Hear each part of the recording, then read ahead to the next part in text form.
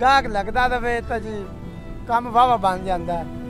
जे अगर गाहक ना लगे तो सारी सारी रात ही ना लगे इंज बैठे रह हाथ थके हुए भी होवे तो फिर की काम तो करना पैंदा है। बच्चों वास्ते रोजी तो कमानी है ना।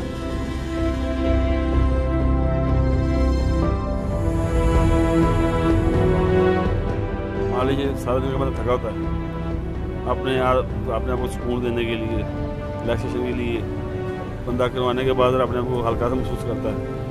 तकरीबन मुझे 30-32 साल हो गए हैं, तो काफ़ी एक्सपीरियंस भी हुए हैं, मालशी अच्छे भी मिल जाते हैं ताकि ये लोग थके होते हैं मगर हमारी खिदमत करते हैं।